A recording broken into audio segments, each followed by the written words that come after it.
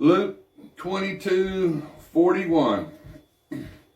And he was withdrawn from them about a stone's throw, and he knelt down and prayed, saying, Father, if it is your will, take this cup away from me. Nevertheless, not my will, but yours be done.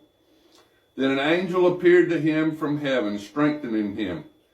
And being in agony, he prayed more earnestly.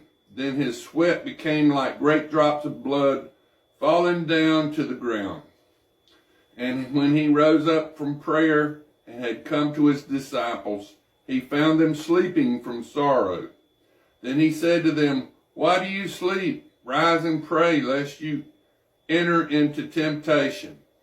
And while he was speaking, behold, a multitude, and he who was called Judas, one of the 12, went before them and drew near to Jesus to kiss him.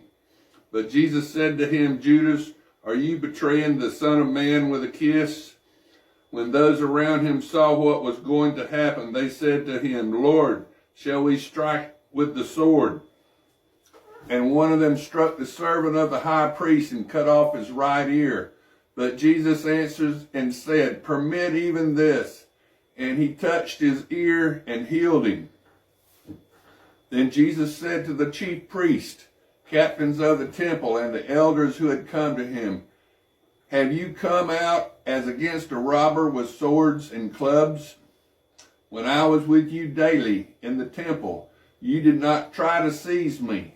But this is your hour in the power of darkness. Having arrested him, they led him and brought him to the high priest's house, but Peter followed at a distance. Now when they had kindled a fire in the midst of the courtyard and sat down together, Peter sat among them. And a certain servant girl, seeing him as he sat by the fire, looked intently at him and said, This man was also with him.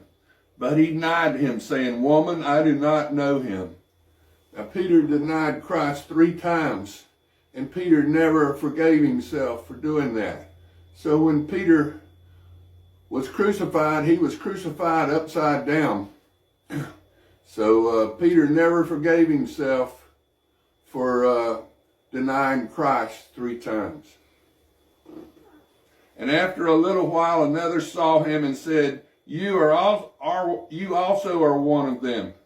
But Peter said, Man, I am not. Then about an hour had passed. Another confidently affirmed, saying, Surely this fellow also was him, for he is a Galilean. But Peter said, Man, I did not what you were saying. Immediately